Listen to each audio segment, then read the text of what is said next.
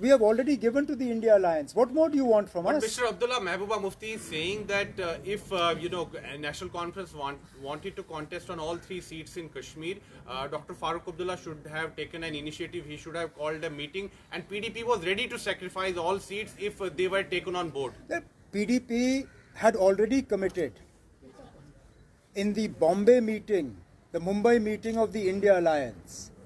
I was there when Madam Mehbooba Mufti categorically said that whatever decision Dr. Farooq Abdullah takes with regard to seat distribution for Parliament in Jammu and Kashmir is acceptable to the PDP. We were all there. She categorically said that any decision Dr. Farooq Abdullah takes is acceptable. So why is she now taking a different position? I'm not answerable for her. As I said, we are not in this for our own petty gains. Talk to my colleagues from Jammu, from Kathua, from Udhampur, from Samba, from Riyasi, who would like to see the National Conference symbol in this election. But this is not about just simple party politics. Are you yourself going to contest from Srinagar Lok Sabha seat? Sir, That's not for you to ask me, and nor is it for me to announce here. चलिए, जहाँ waste Bengal में हमें थोड़ा सा धक्का पहुँचा है, वहाँ बाकी रियासतों की तरफ देखिए. आप कभी उम्मीद कर रहे थे कि यूपी में होगा, या बिहार में होगा, महाराष्ट्र में होगा? कई सारी ऐसी रियासतें हैं जहाँ पे कांग्रेस ने अपनी सीट शेयरिंग जो है वो मुकम्मल कर ली है. जम्मू कश्मीर में भी कांग्रेस के साथ हमारी बातचीत लगभग तय है. तो एक वेस्ट बंगाल में बेशक उम्मीद के जितनी हमें उम्मीद क्यों नहीं नजर आती. आपका महाराष्ट्र का सीएम और डिप्टी सीएम दोनों दिल्ली भाग रहे हैं क्योंकि उनकी सीट शेयरिंग बीजेपी के साथ जो है वो हो नहीं रही है. अगर आइडिया ऑफ इंडिया खतरे में है तो इंडिया भी खतरे में है, वो भी आपको कहना चाहिए. सर, कल जम्मू कश्मीर इलेक्शन कमीशन आने वाला है, क्या आप उनसे मिलेंगे और लोकसभा के साथ विधानसभा चुनाव की मांग करेंगे? मैं नहीं मिलूंगा, लेकिन मेरे पार्टी के जो लीडर हजरात हैं वो मिलेंगे. सदोत्रा साहब भी वहाँ पे होंगे, जम्मू के मेरे जो सूबाई सदर हैं वो होंगे. कहीं बीजेपी को बचाने के लिए विधानसभा के इलेक्शन जो हैं वो पोस्टपोन किए जा रहे हैं. ये यहाँ के लोगों के साथ सरासर नाइंसाफ़ी है. अगर हालात इस हद तक मौजू हैं कि आप लोकसभा के इलेक्शन करा सकते हो और वज़ीर आज़म साहब के श्रीनगर में आप मुलाजमों को लाके बड़ा बड़ा जलसा कर सकते हो, तो फिर यहाँ पे विधानसभा के भी इलेक्शन हो सकते हैं. 90 सीटें हैं, इसमें 3 सीटें हैं, उस पर आप कॉम्प्रोमाइज़ नहीं कर पाए, एडजस्ट नहीं कर पाए, अकोमोडेट नहीं कर पाए पीडीपी. और क्या असेंबली इलेक्शंस आप इकट्ठे उनके साथ मिलके, क्योंकि आप कहते हैं कि बीजेपी, मैंने कांग्रेस को, जब हमारी बातचीत चल रही थी, कांग्रेस को साफ तौर पे हमने कहा कि इस इलेक्शन में पीडीपी को इन 3 सीटों पे एडजस्ट करना मुश्किल होगा क्योंकि गुंजाइश कम है. लेकिन अगर पार्लियामेंट में उन्होंने सही मतलब उनका रोल अच्छा रहा और उन्होंने 6 की 6 सीटों पे इंडिया अलायंस की मदद की, तो ज़रूर उनके साथ आगे जाके एक साथ काम करने के लिए हम दरवाज़ा खुला रखेंगे. मतलब आप देखेंगे कि कितने वोट लेते हैं या कितना. Advani ji prime ministerial candidate थे, नहीं जीत पाए. उस वक्त शायद ही कोई प्राइम मिनिस्ट्रियल फेस था अलायंस की तरफ से. लेकिन मुझे अभी भी याद है, मैं उस वक्त एनडीए में था और प्रमोद महाजन जी अभी ज़िंदा नहीं हैं, ना वाजपेयी साहब ज़िंदा हैं. लेकिन मैं गवाह, और क्या होगा देखना होगा. लेकिन जाहिर सी बात है कि बीजेपी अपने आप में इतनी कॉन्फिडेंट है नहीं तो इस तरह मजहब का इस्तेमाल करना नहीं पड़ता. वो तो 400 सीटें क्लेम कर रहे हैं. वो तो क्लेम तो मैं भी कह रहा हूँ कि हम 6 की 6 सीटें जीतेंगे यहाँ से. बीजेपी वाले भी कहते हैं कि वो कश्मीर की 3 सीटें जीतेंगे. मैं भी देखता हूँ कैसे. Mister Abdullah, one of the election commissioner. और साहब, भारतीय जनता पार्टी का कहना है कि जो उन्होंने टारगेट रखा है अपनी बीजेपी का 370 सीट टारगेट का, वो एक एट्रीब्यूट है एब्रोगेशन ऑफ आर्टिकल 370 को. तो फिर what is your take? Nothing. Mr. Abdullah, Election Commissioner Arun Goyal tendered his resignation all of a sudden on the eve of the Lok Sabha elections. Now questions are being raised that what is happening with the Election Commission. How am I to answer what is happening in the Election Commission? वो आप या तो गोयल साहब से पूछिए या election commission से पूछिए. वो आ रहे हैं यहाँ परसों. अगर इस तरह आपके साथ बैठेंगे तो पूछिए क्या हो रहा है.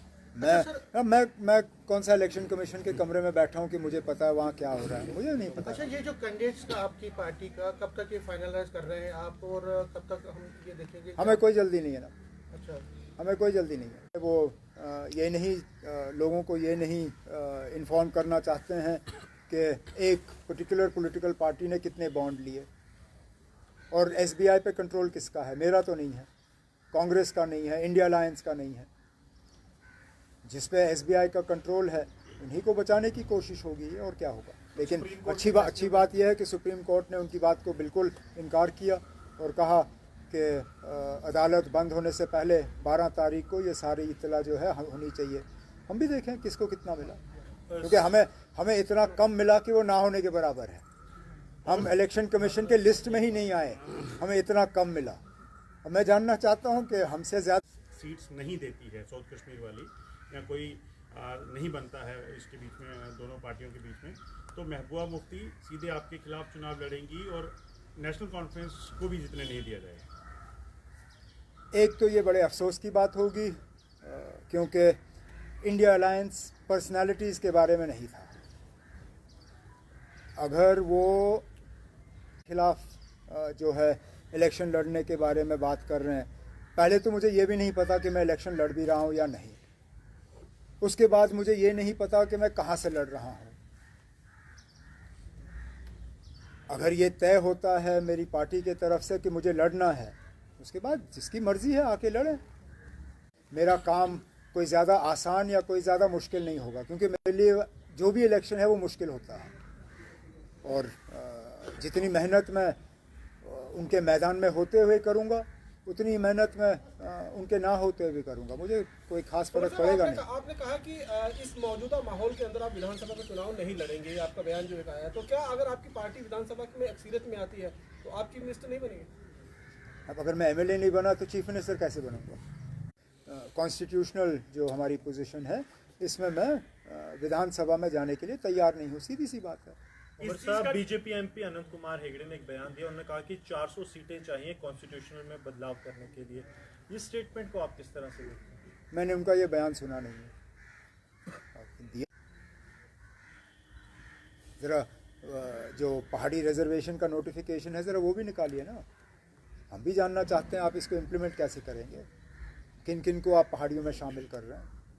अभी मैं इलेक्शन से पहले उनको धोखा दे के उनके वोट लेने की कोशिश कर रहे हैं, और इलेक्शन के बाद आप ये नोटिफिकेशन निकालेंगे जबकि उनको आपने धोखा दिया होगा।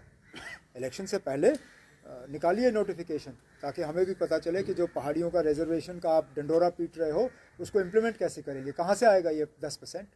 कहीं ऐसा ना हो कि 10%, ताकि हम भी देखें कहाँ से आ रहा है ये पहाड़ी रिजर्वेशन, क्योंकि हमें कई सारे खर्चात हैं इसको लेके, इसकी इम्प्लीमेंटेशन में। मुझे लगता है कि पहाड़ियों को बहुत बड़ा धोखा दिया जाएगा, और इसलिए इलेक्शन से पहले आप सब बैठे, कैमरा है, मैं आपसे कह रहा हूँ, आप इलेक्शन से पहले ये पहाड़ी का एसआरओ नहीं निकालेंगे, क्योंकि उनको पता है कि अगर एसआरओ निकला, पहाड़ियों को पता चलेगा कि उनको इसमें से कुछ नहीं निकलना है। तो ये हवा बना रहे हैं रिजर्वेशन का, नुकसान होगा जब एसआरओ निकलेगा इनका। इलेक्शन से पहले ये एसआरओ नहीं निकालेंगे। उमर साहब, अलायंस ना करने की वजह पीडीपी के साथ ये भी है कि एनडीए के साथ पीडीपी, अब हम किसने कहा अलायंस में हम नहीं कर रहे हैं? हमारे पास सीट देने की गुंजाइश नहीं थी, हमने अलायंस नहीं तोड़ा। हमने कहा ना, इन 6 सीटों में 3 सीटें पहले से ही अलायंस में हैं, 3 सीट और हैं। उन 3 सीटों पे जो मुझे अभी लगता है पीडीपी के जीतने की गुंजाइश कम है, जम्मू, उधमपुर और लद्दाख में गुंजाइश कम थी। अलायंस हमने नहीं तोड़ा। हमने कब कहा कि हम अलायंस में नहीं हैं या हम अलायंस तोड़ रहे हैं? हम तो आज भी कहते हैं कि इंडिया अलायंस को कामयाब करिए, हम पार्लियामेंट इलेक्शन के लिए, अपने असेंबली इलेक्शन के लिए अपने दरवाजे खुले रखेंगे। सज्जाद लोगों ने सज्जाद थी, उन्होंने कहा कि इससे क्या है, उनको ये बताइए कि उनको जब इलेक्शन उन्होंने जीता था वो भी 40,000 कुछ वोट्स आए थे, तो आए थे ना 40,000। वो कह रहे हैं कि ये मापदंड नहीं हो सकता है कि आप यार इलेक्शन में अगर वोट मापदंड नहीं होता फिर क्या होता है? What else do you count in election other than votes? What is he? He's the candidate from North Kashmir. What is he going to count? Is he going to ask people to put their hands up? Is he going to take a voice vote? What do you count in an election? As far as I know, I fought a few. All you count is the ballots in the ballot box or in the machine. There is no other way of counting. So, I mean, what ridiculous notion is this, that you don't count votes? That is no indicator. What is an indicator then? Sajad Lone साहब खुद Bharatiya Janata party की भी नजर जो है कश्मीर घाटी में enter करने को उसी सीट पर लेकर आए। जिस तरीके से डिलिमिटेशन में सीटों को चेंज किया गया, रजौरी कुंज को उसके साथ मिलाया गया, पहाड़ियों को भी रिजर्वेशन दिया गया, आपको लगता है कि जो रणनीति भारतीय जनता पार्टी ने अपनाई है, इंडिया ब्लॉक में जो फूट पड़ी है उससे वो कहीं ना कहीं